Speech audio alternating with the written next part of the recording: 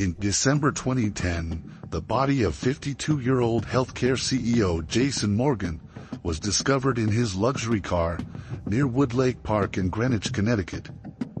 An investigation uncovered a tangled web of betrayal, ambition, and manipulation that linked Jason to his secretary, Melissa Adams, and his wife, Catherine Morgan. In November 2010, at the Medivax Inc. headquarters on East Parkway Drive, a series of events unfolded that would culminate in a chilling murder and a scandal that rocked an entire community. November 13, 2010. It was a crisp autumn morning in Greenwich, Connecticut, when the tranquility of the affluent suburb was pierced by a gruesome discovery. A jogger taking their usual route through Woodlake Park stumbled upon an unsettling scene. Parked near the edge of the secluded walking trail was a black Mercedes-Benz, its driver's side window shattered. Blood pooled below the open door, stark against the asphalt, and the unmistakable metallic tang hung heavily in the cool air. Inside the vehicle was the lifeless body of Jason Morgan, a man whose success in the healthcare industry had made him both admired and envied. Detectives Emily Harper and Ray Dawson were called to the scene shortly after the jogger alerted the authorities. Harper, a meticulous investigator with a reputation for noticing details others overlooked, led the initial assessment of the scene. Dawson, a grizzled veteran of the department, brought years of experience and a pragmatic approach to the case.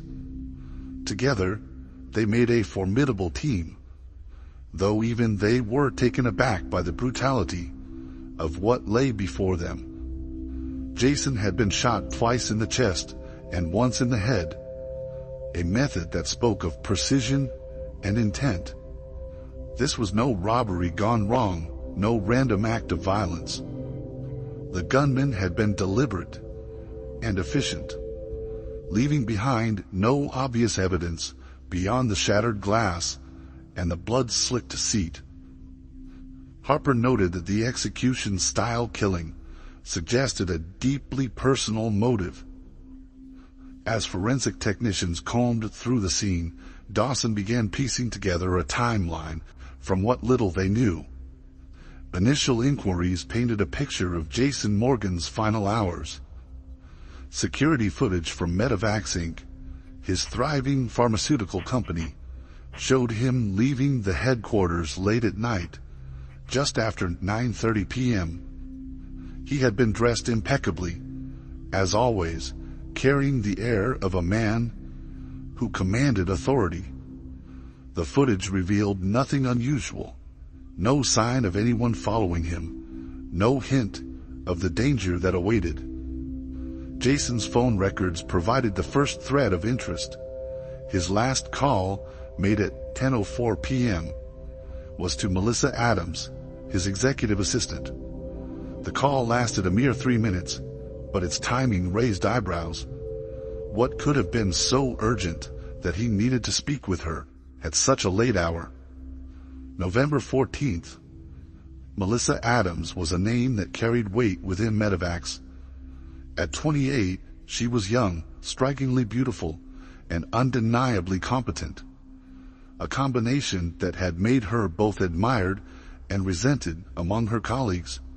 She had been Jason's executive assistant for 3 years, a position that placed her closer to him than most. While her professional demeanor had earned her respect, rumors about her relationship with Jason had long circulated within the company's gossipy corridors. When detectives brought her in for questioning, Melissa appeared composed but visibly tired, her dark eyes shadowed with sleeplessness. She admitted to having an affair with Jason, a revelation that surprised no one familiar with Medivax's inner workings. However, she maintained that their relationship, though complicated, had nothing to do with his death. Melissa's alibi for the night of November 12th was thin. She claimed she had been at home, alone, reading and organizing her schedule for the following week. Harper noted the vagueness of her account. Without anyone to corroborate her story, it was difficult to confirm whether Melissa's solitude was truth or fabrication. As the investigation into Melissa deepened, a picture of Jason's workplace began to emerge. Medivacs Inc., outwardly a shining example of corporate success, was revealed to be a hotbed of tension and dysfunction. Former employees spoke of a toxic environment, one where Jason's charisma and charm masked a darker side. His reputation as a demanding leader was coupled with allegations of inappropriate behavior toward female staff. Melissa, as his closest confidant, had borne the brunt of both his ambition and his temper. Despite her proximity to power, Melissa's position was not enviable. Colleagues described her as fiercely loyal to Jason, though some speculated whether that loyalty stemmed from genuine affection or the fear of what losing his favor could mean for her career. Her colleagues whispered about the long hours she worked, often at Jason's beck and call, and the rumors of gifts he had lavished on her: jewelry, vacations, and an apartment far beyond what her salary could afford. The dynamics between Jason and Melissa were not the only relationships under scrutiny. As Harper and Dawson interviewed staff, a pattern of resentment emerged. Many saw Jason as an opportunist who used people to climb the corporate ladder.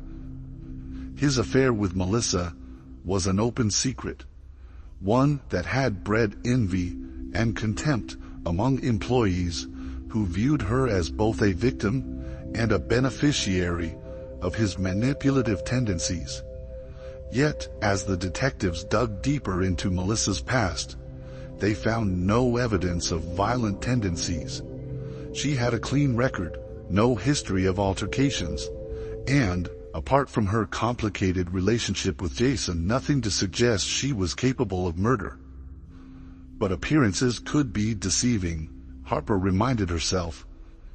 Emotions could drive even the most composed individuals to extremes. The investigation into Jason's murder was only just beginning, but already the pieces hinted at a tangled web of professional grudges, personal betrayals, and simmering tensions. Harper and Dawson knew they were dealing with more than a straightforward crime. The layers of Jason's life, his ambition, his indiscretions, and his enemies were slowly peeling back, revealing the fragility of the empire he had built. Who pulled the trigger that night? Was it Melissa, pushed to the brink by a toxic relationship? Or was it someone else, someone whose motives had yet to come to light? The detectives couldn't yet say, but one thing was clear. Jason Morgan's life had ended violently, and the secrets he took to the grave were only beginning to surface. Jason Morgan was a man who thrived on ambition and control. Born in 1965 to a modest family in Brooklyn, his childhood was one of struggle and determination. His father worked long hours as a mechanic, while his mother juggled multiple cleaning jobs to keep the family afloat. From an early age, Jason saw the value of hard work, but also grew resentful of the limits placed on his family by their circumstances. He vowed never to live that way. By the time he graduated from high school, he had already set his sights on the healthcare industry, drawn to its potential for wealth and influence.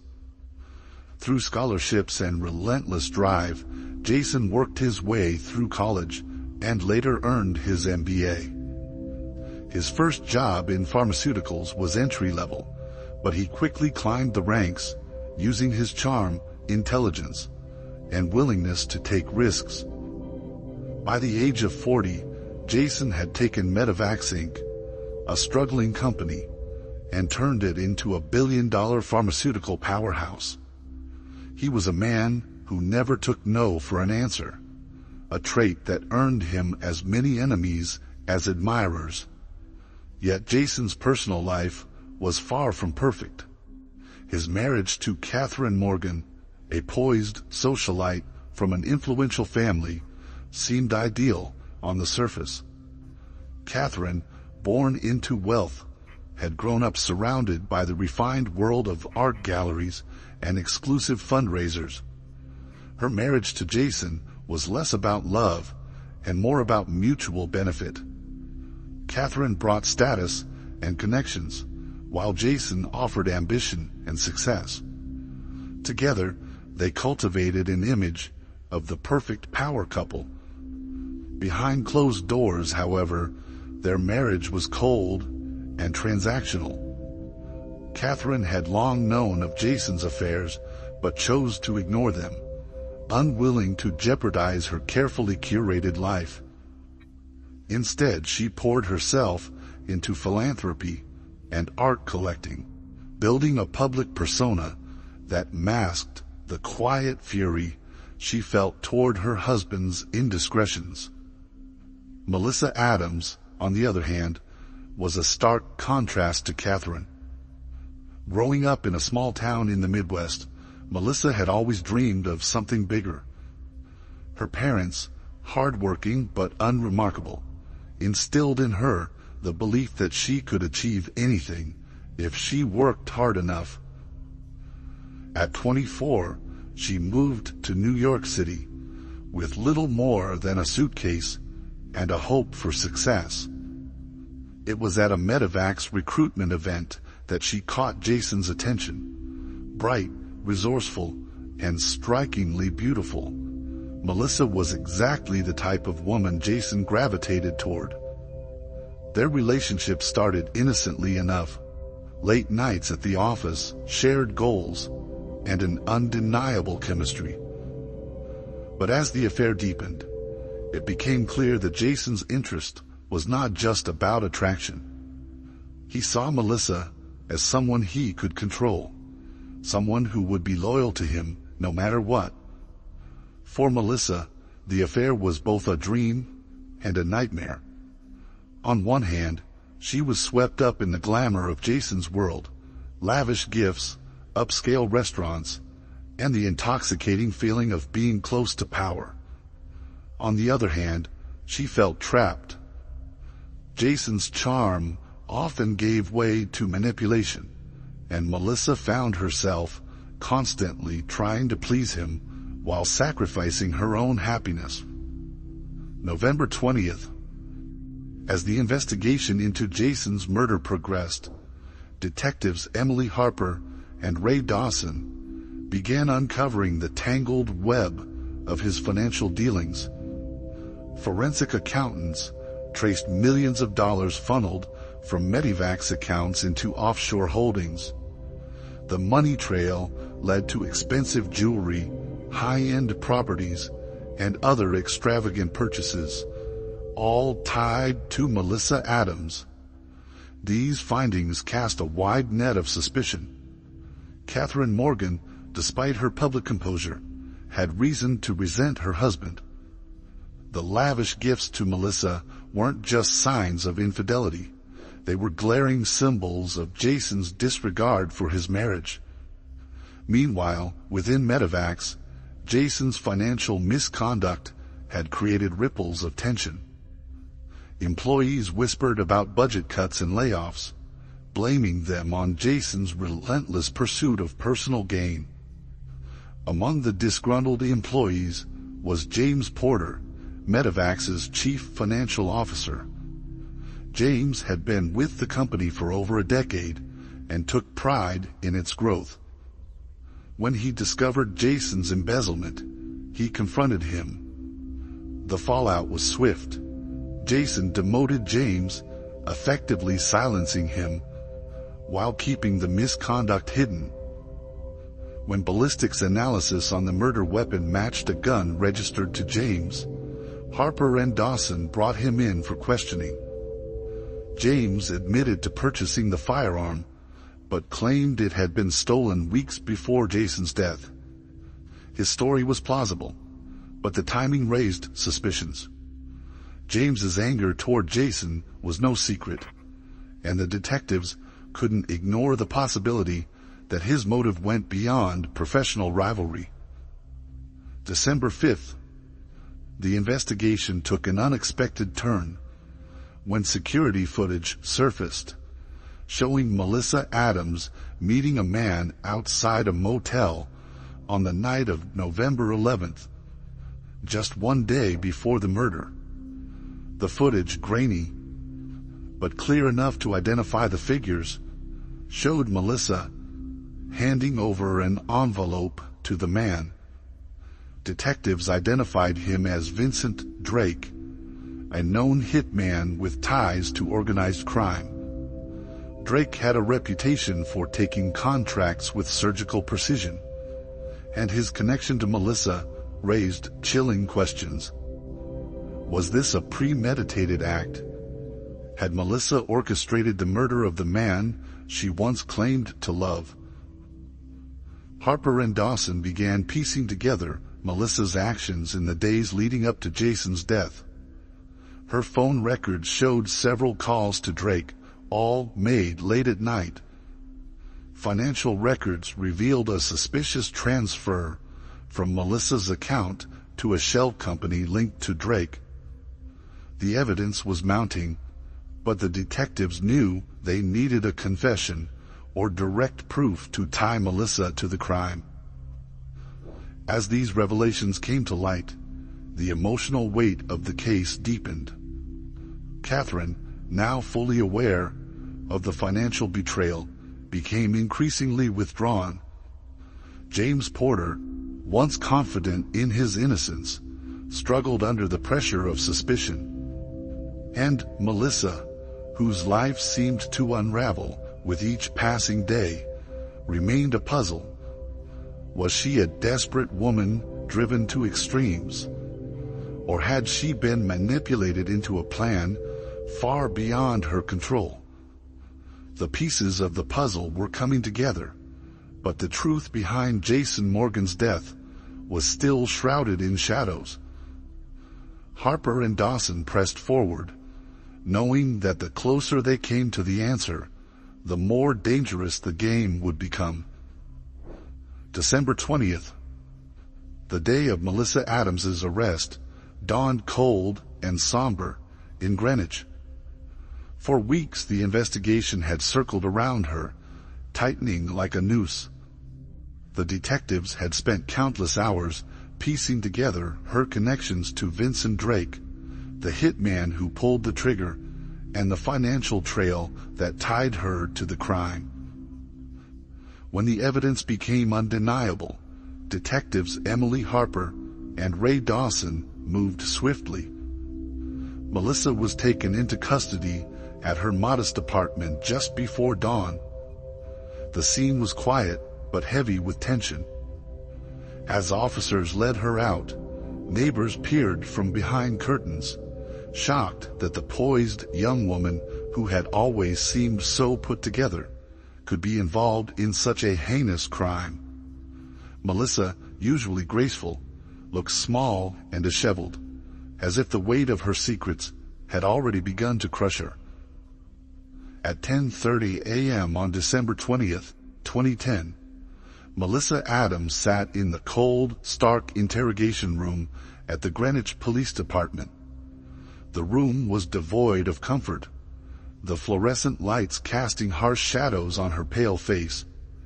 Her once carefully composed demeanor was beginning to fracture under the weight of the relentless questions from detectives Emily Harper and Ray Dawson. The evidence against her had been meticulously gathered, and the detectives were determined to extract the truth.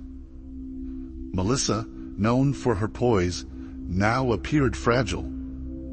Her hands trembled as she clutched the edge of the metal table, her nails chipped and her knuckles white. She tried to hold on to the composure that had served her so well in the corporate world, but the detectives knew they had her cornered. Piece by piece, they laid out the evidence they had amassed. The financial transfer of $25,000 to Vincent Drake, a known hitman, her late-night phone calls to him over the weeks leading up to Daniel Morgan's murder, and the damning footage of her handing an envelope to Drake in a run-down motel just one day before the crime. Each revelation was a blow to Melissa's defenses. She tried at first to deny any wrongdoing, insisting the money was unrelated and that she didn't know who Drake really was. But the detectives remained patient and methodical, refusing to let her deflections steer them away. They described the timeline of events with precision, showing how all roads led back to her. As the hours wore on, Melissa's confidence began to erode. Her voice, which initially carried an air of defiance, grew weaker with each passing moment. She could see there was no way out, and the enormity of her actions began to weigh heavily on her.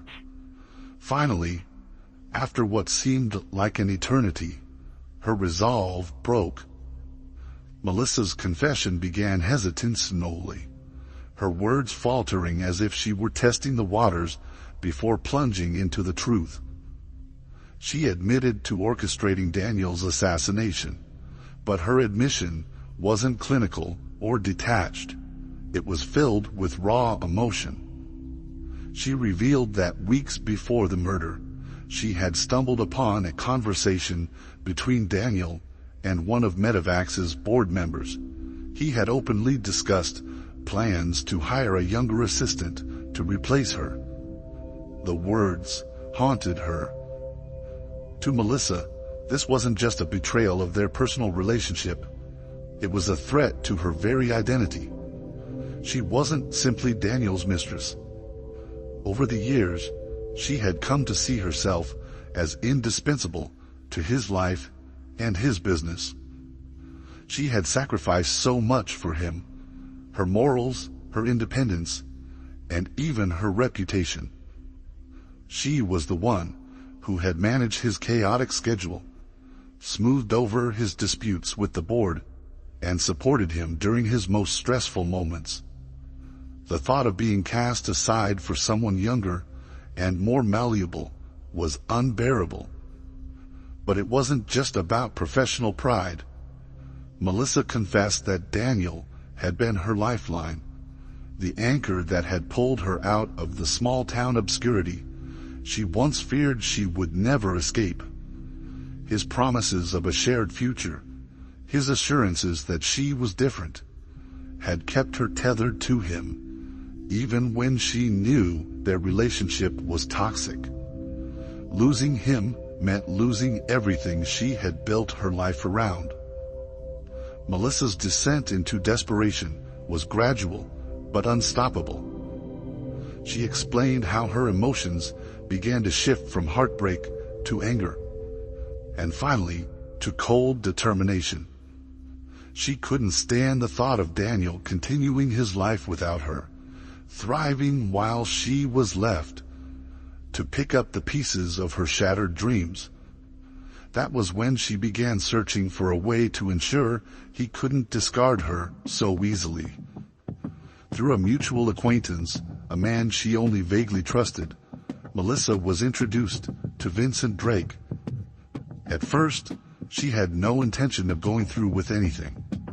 The idea of murder was too extreme, too final. But as the days passed and her fury grew, she convinced herself there was no other way. She described how she rationalized her actions. Daniel had taken everything from her, and now she would take everything from him. The detectives listened intently as Melissa recounted the fateful meeting with Drake at a rundown motel on the outskirts of town. It was November 11th, 2010. just one day before Daniel's murder. She arrived at the motel with the envelope in hand, containing the $25,000 payment. She confessed that her hands had shaken as she handed it over, but her anger had overpowered her fear. Drake had asked her if she was sure, and Melissa had nodded, unable to speak. The envelope was handed off, and with it, her last chance to turn back. As Melissa finished her confession, the room fell silent. Her face was pale, her eyes red and swollen, from tears that had started to fall halfway through her story. She looked smaller now, as if the weight of her actions had physically diminished her. Harper noted how Melissa's emotions swung between self-pity, anger, and regret. At times, she seemed almost disconnected from the reality of what she had done, as if the enormity of her actions was too much for her to fully process.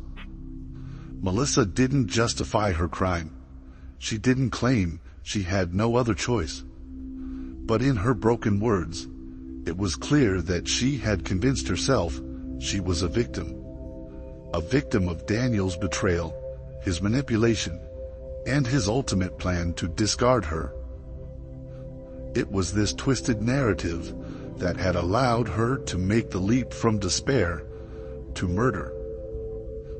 The confession was complete, and Melissa slumped back in her chair, defeated. Harper and Dawson exchanged a glance, knowing they had finally uncovered the truth. But as they stepped out of the room to prepare the charges, they couldn't shake the lingering feeling that there was still more to this story. More layers of betrayal, manipulation, and desperation that had yet to be fully revealed. The trial began in the spring of 2012, drawing national attention. The courtroom was packed with reporters, spectators, and those connected to Jason Morgan's turbulent life. The prosecution built a damning case against Melissa, presenting evidence that left little room for doubt.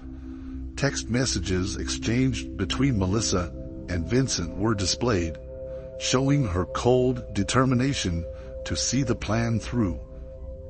Bank statements highlighted the wire transfer Melissa had made to one of Vincent's shell accounts. But it was the security footage of their motel meeting that became the trial's most pivotal moment. In it, Melissa handed over an envelope, the payment for Jason's murder.